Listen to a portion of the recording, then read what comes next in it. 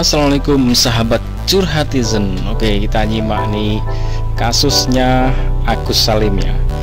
Oke, kita akan mengambil pelajaran dari kasus ini, mungkin dari sisi-sisi yang berbeda ya.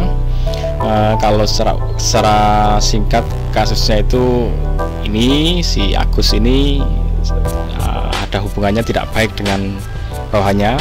Dia sebagai kepala waiter ya, sebagai kepala apa dia sebagai yang membawahi beberapa rekan-rekannya, kemudian sikapnya tidak bagus dengan bawahannya, kemudian terjadi hubungan tidak baik, lalu dia sampai disiram air keras ya. Kemudian pada saat podcastnya Bang Denny Sumargo ada Mbak Novianti, nah itu menyampaikan masalah ini, kemudian menggalang donasi sampai terkumpul sampai order miliar ya. Nah ini karena berempati supaya untuk biaya pengobatan matanya, tapi ternyata tidak digunakan untuk berobat, malah digunakan untuk hal yang lain. Nah, ini terus jadi masalah, jadi polemik lah ya, viral. Nah, kita akan mengambil pelajaran dari sisi yang selain itu, tapi kita simak dulu ini apa ya informasi yang bisa kita simak dari kejadian ini. Nama Agus Salim kini sedang jadi sorotan warganet. Agus Salim merupakan korban penyiraman air keras yang dilakukan oleh rekan kerjanya.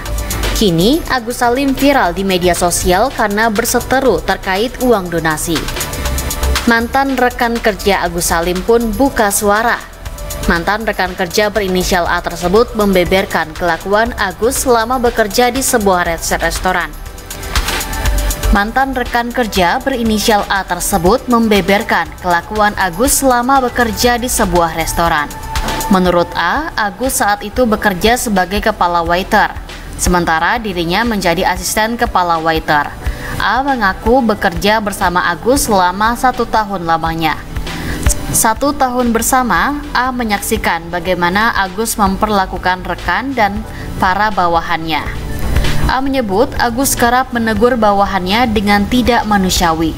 Namun Agus akan berubah sikap menjadi manis kepada atasannya menurut A. A mengaku banyak karyawan yang memilih resign karena tak tahan dengan sikap Agus. Karena Agus yang mudah emosi, A sendiri hanya bisa bertahan selama 1 tahun di restoran tersebut. A mengaku lebih memilih resign demi kesehatan mentalnya. A menyebut tak jarang karyawan yang merasa jengah dengan sikap Agus, mengajak pria tersebut untuk berkelahi. Ia kemudian membantah pengakuan Agus di podcast Denny Sumargo yang mengaku menegur Aji pelaku penyiraman air keras secara baik-baik. Diketahui Aji menyiram Agus dengan air keras di wilayah Cengkareng. Jakarta Barat awal September 2024 lalu. Kepada polisi, Aji mengaku sakit hati dengan perkataan Agus. A lalu menambahkan selain resign, banyak juga karyawan yang dibuat menangis karena dimarahi oleh Agus. Oke teman-teman, itu berasal dari mulut ya. Inilah bahayanya lisan kalau tidak dijaga ya. Jadi memang kalau dalam Islam itu berkatalah yang baik, kalau nggak bisa kata yang baik ya diam. Nah, jadi memang kalau bisa yang keluar dari mulut itu ya hanya kata-kata baik. Kalau kok nggak bisa ngomong yang baik ya mendingan diam, atau daripada hati ini terasa emosi, pikirannya lagi kalut, ngomong yang enggak mendingan diam. Nah ini ajaran dalam Islam ya. Nah ternyata efek dari lisan ini sangat luar biasa.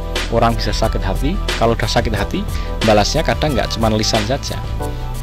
Kalau cuma lisan ya cuma adu mulut ya. Tapi ini apa, ambil air keras kemudian disiramkan ke muka, matanya nggak bisa melihat lagi, itu sudah luar biasa efeknya. Jadi sudah nggak main-main lagi. Berawal dari lisan ternyata akhirnya fisik. Bahkan dalam skala yang lebih ekstrim bisa sampai hilangnya nyawa, itu hanya berawal dari lisan, dari olok-olokan, dari bentakan, dari apapun. Nah, ingat, jaga lisan dengan baik ya. Ini pelajarannya adalah dari menjaga lisan. Selain lisan juga sikap ya, sikap baik itu fisik ataupun ekspresi apapun ya yang berkaitan dengan sikap, yang harus sikap baik. Saya tidak akan membahas kenapa uangnya yang sudah didonasikan kok malah digunakan untuk yang lain, ya itu ya seperti itulah manusia, kadang sudah diberi uang yang harusnya untuk apa malah tidak digunakan untuk yang seharusnya, padahal itu harapan dari yang pendonasinya itu untuk berobat ya, harapannya untuk berobat, tapi kadang tidak digunakan untuk yang lain. Yaitu ujian dari harta itu seperti itu. Orang banyak harta kadang semakin berat hidupnya dalam menghadapi ujiannya. Terbukti ya dengan adanya harta yang banyak tadi, yang sampai donasi miliaran itu justru memicu polemik, memicu permasalahan yang rumit ya. Jadi itulah teman-teman, kadang harta kalau tidak barokah ya justru jadi malapetaka ya, jadi permasalahan.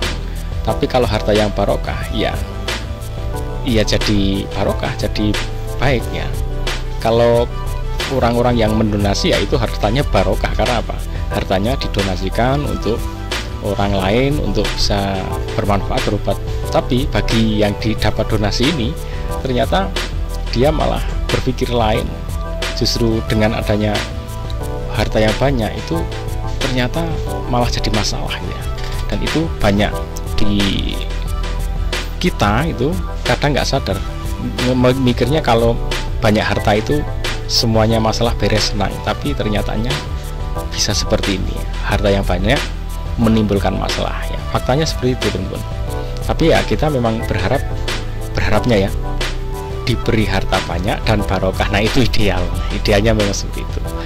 Oke, ikuti terus Curhat Izen. Assalamualaikum warahmatullahi wabarakatuh.